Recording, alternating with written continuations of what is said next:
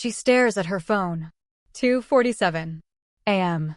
His last message was 6 hours ago. A simple goodnight that somehow felt different, colder, distant. She's read it 43 times, analyzing every letter, every punctuation mark, searching for hidden meaning in 2 words. Her heart races, her stomach churns, her mind spirals through 1,000 scenarios. Is he losing interest? Is there someone else? Did she say something wrong? Do something wrong? Be something wrong? This isn't love. This is addiction. And she's not even aware it's happening. Welcome to the hidden psychology of female attraction, the neurochemical cocktail that transforms rational women into obsessed creatures. The evolutionary programming that makes her crave what she can't have. And the psychological patterns that turn ordinary men into her personal drug. Understanding this isn't about manipulation. It's about comprehension. Because when you understand the science behind her longing, you understand something profound about human nature itself. 1. The neurochemical addiction. How her brain gets hooked. Her attraction to you isn't emotional. It's chemical. And chemicals are addictive. Let's start with the science. When a woman is attracted to a man, her brain doesn't just think differently, it literally changes. The same neurochemical pathways that activate during cocaine addiction light up when she's infatuated with you. Dopamine floods her system. This isn't the happiness chemical. It's the wanting chemical. It's what makes her check her phone obsessively, analyze your every word, and create elaborate fantasies about your future together.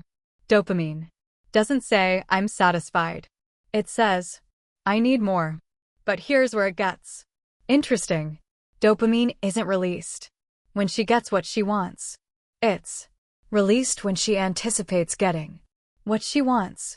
The moment before the text, the seconds before you walk through the door, the uncertainty before you make your move. This is why the woman who has your complete attention often loses interest, while the woman who can't quite figure you out becomes obsessed. Her brain is literally engineered to crave the uncertain, the unpredictable, the almost but not quite. Add norepinephrine to the mix, the stress hormone that makes her heart race.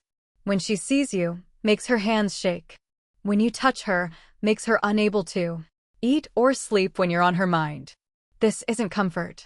This is chemical intoxication. Then comes phenylamine, the natural amphetamine that creates those butterflies in her stomach. That giddy feeling when you're around. That sense that everything is more vivid, more intense, more real when you're in her presence. Finally, oxytocin binds her to you, released during physical touch, deep conversation, and intimate moments. It's the chemical that makes her feel safe with you, connected to you, bonded to you. But oxytocin has a dark side. It makes her more susceptible to manipulation, more likely to overlook red flags, more willing to sacrifice her own needs for the relationship. Together, these chemicals create a perfect storm of addiction. She's not choosing to obsess over you. Her brain is compelling her to. She's not deciding to lose herself in the relationship. Her neurochemistry is hijacking her rational mind. This is why she can't just get over you. This is why she checks your social media at 3 a.m. This is why she analyzes every interaction for hidden meaning. She's not being crazy. She's being human. And human brains are wired for addiction. But here's the crucial part. This chemical cocktail isn't triggered by kindness, availability, or devotion. It's triggered by uncertainty, challenge, and intermittent reinforcement. The man who's always there, always available, always reassuring, rarely triggers this neurochemical response. The man who's sometimes there, sometimes distant, sometimes warm, and sometimes cold. He's the one who activates her addiction circuits. Understanding this doesn't mean being cruel or manipulative. It means recognizing that attraction operates on a different frequency than logic, that her heart doesn't want what her head thinks it should want, and that the behaviors that make logical sense often kill the very attraction you're trying to maintain. The question isn't whether this system is fair or rational. The question is whether you understand it well enough to work with it instead of against it. 2. The evolutionary program. Why she craves what she can't control. Her desire for the unattainable isn't a bug in her programming.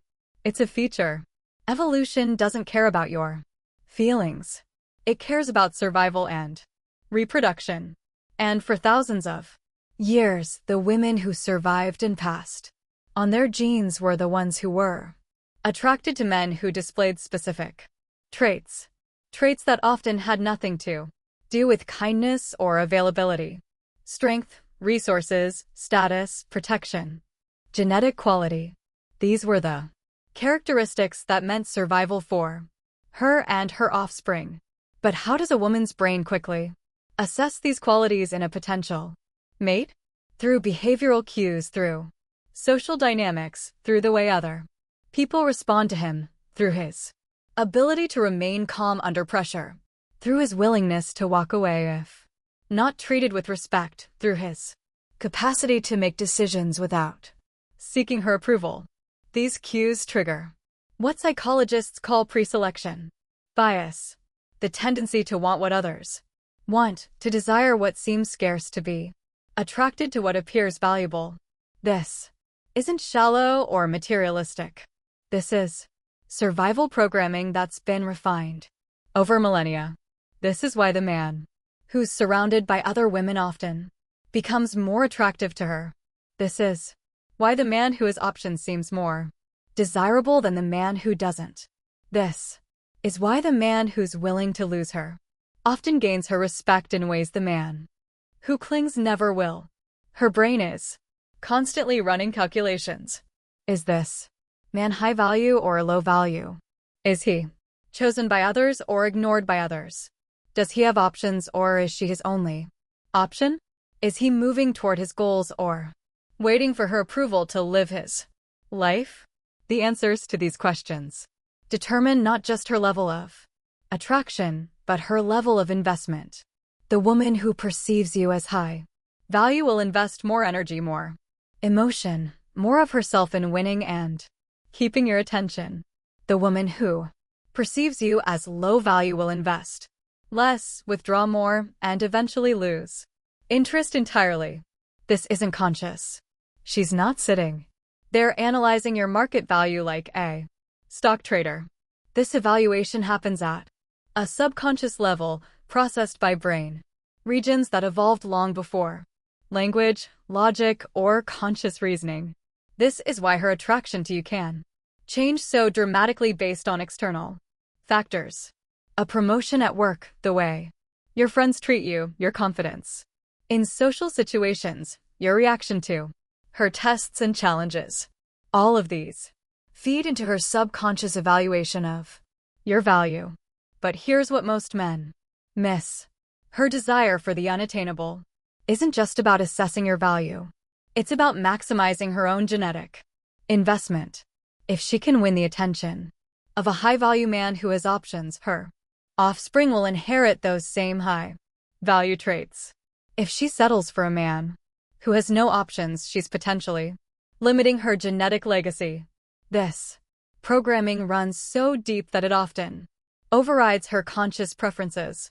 She might logically know that the available, devoted man is better for her long-term happiness, but her attraction circuits are pulling her toward the challenging, unpredictable man who triggers her evolutionary algorithms.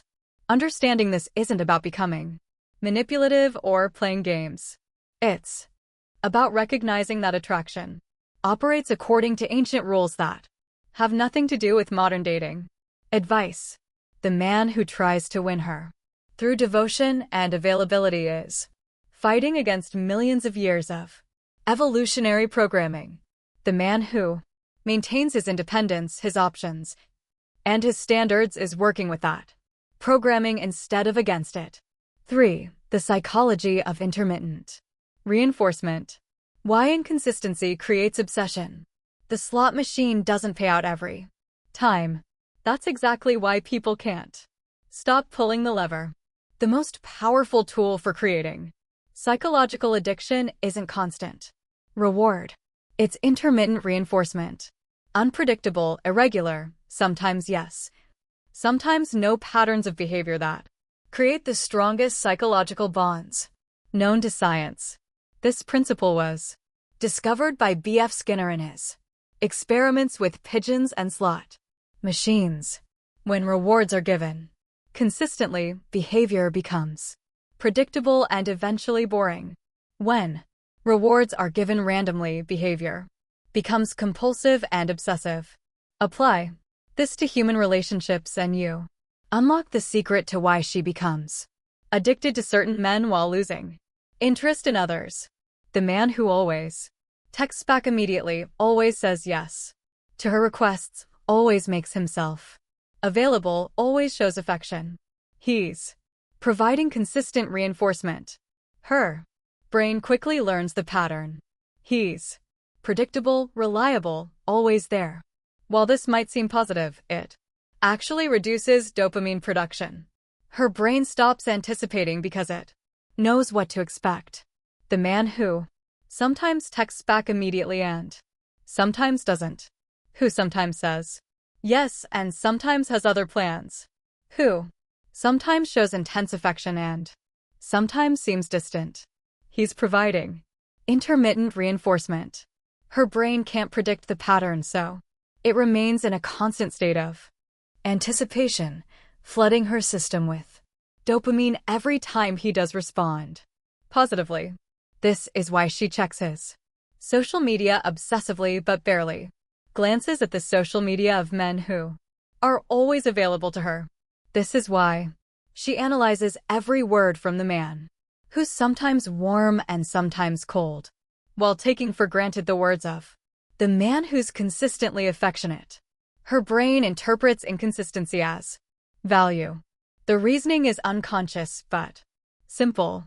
If he were low value, he would always be available, always eager to please, always seeking her approval.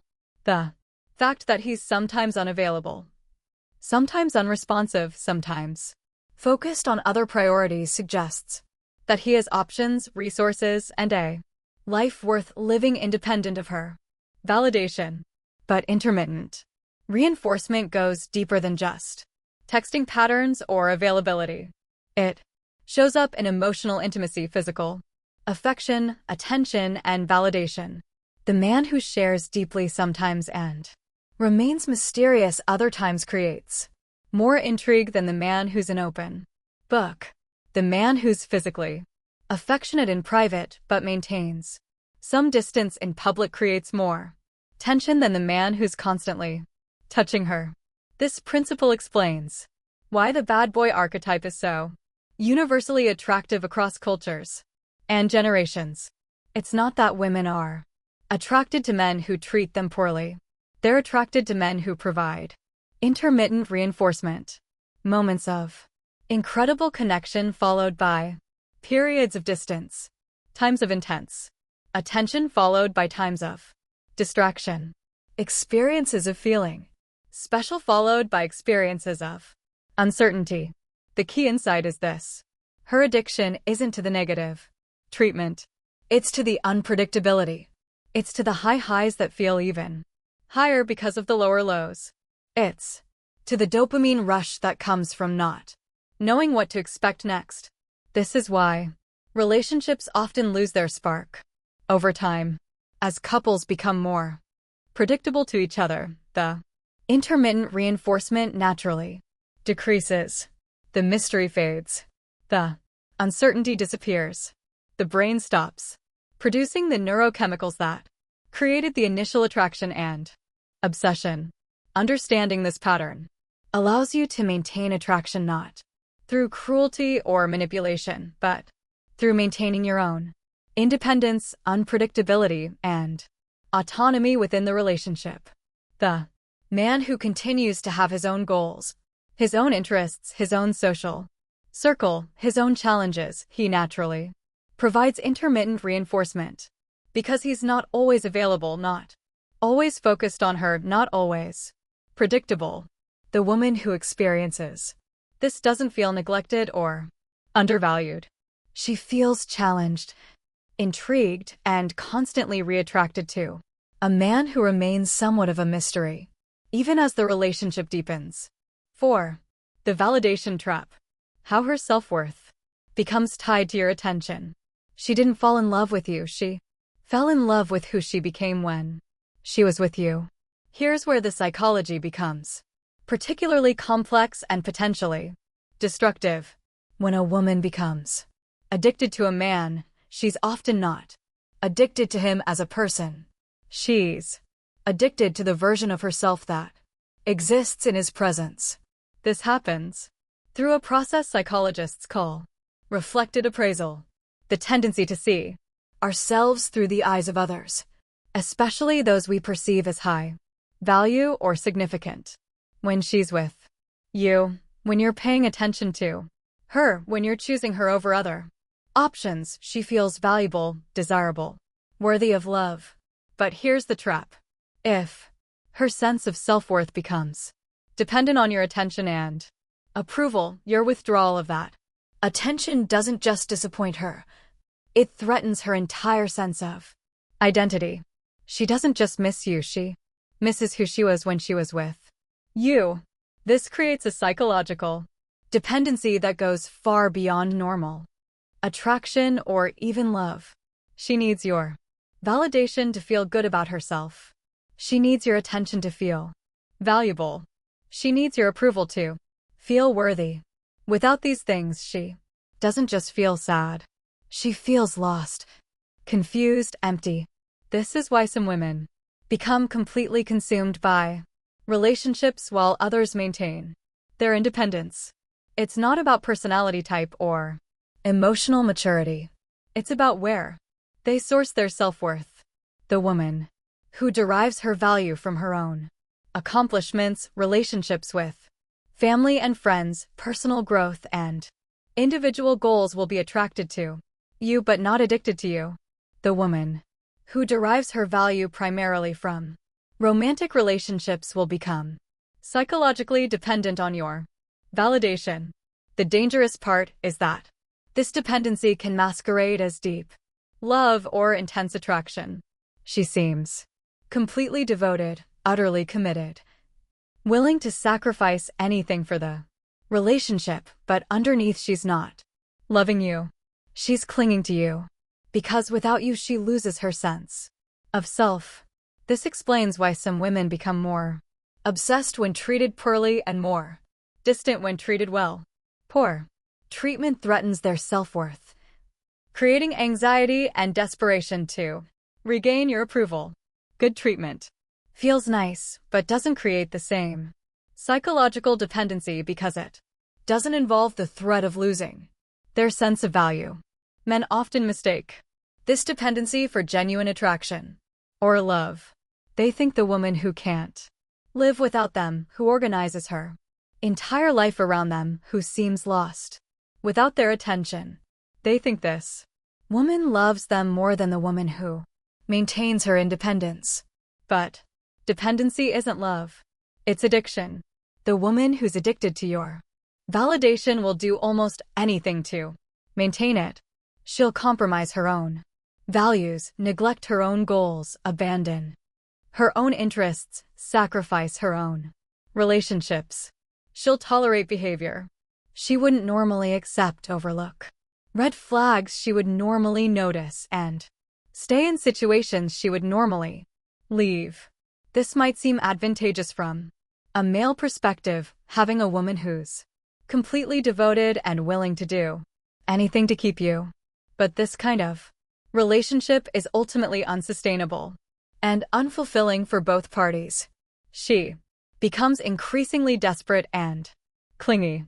You become increasingly burdened by her neediness and lack of Independence. The healthiest relationships involve two people who are whole and complete on their own, choosing to share their lives together rather than using each other to fill internal voids. The woman who's attracted to you but not addicted to your validation is the woman who will maintain her attractiveness, her independence, and her ability to contribute to the relationship rather than just consume from it.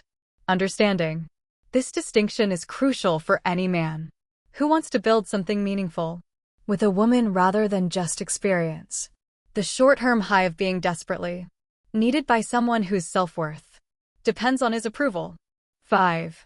How emotional investment creates psychological hierarchy. In every relationship, there's a pursuer and a pursued.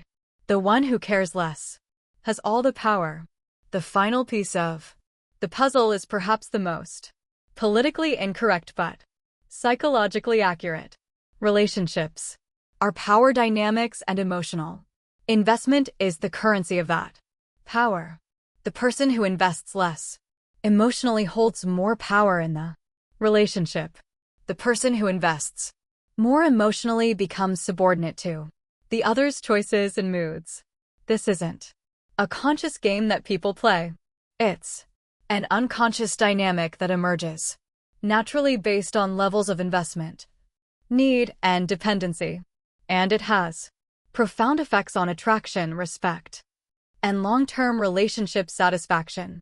When she invests more emotionally than you do, when she thinks about you more, initiates contact more, changes her schedule for you more, compromises her preferences for you more, she unconsciously places herself in a subordinate position.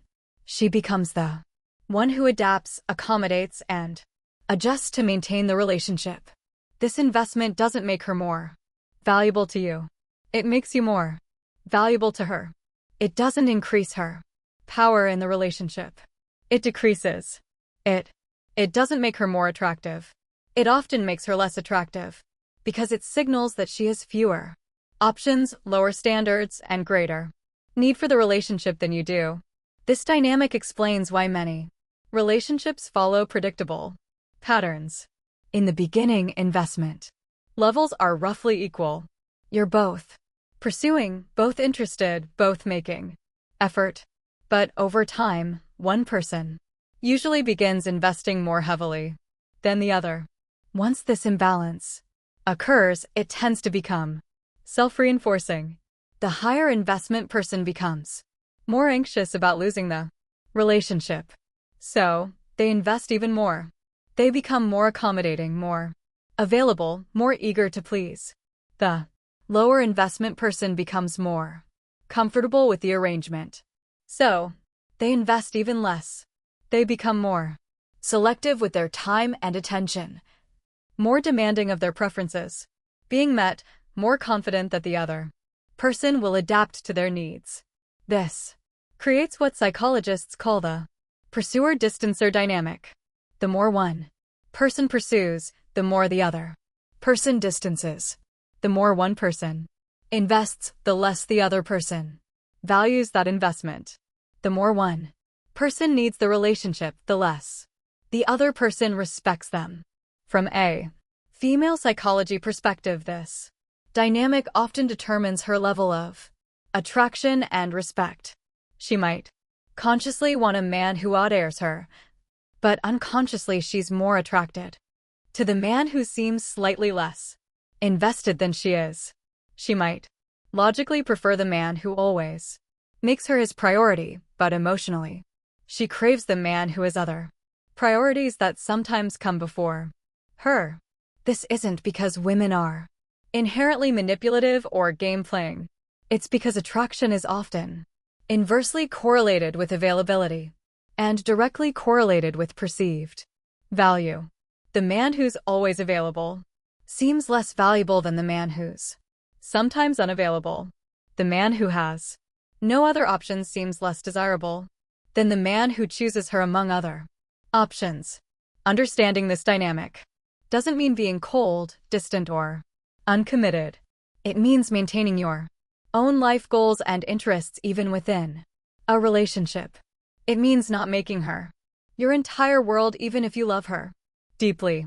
It means investing in the relationship without overinvesting to the point where the power balance becomes unhealthy.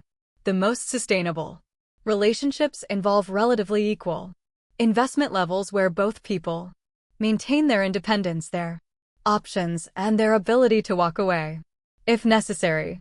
This equality creates mutual respect rather than the pursuit distance dynamic that characterizes so many modern relationships.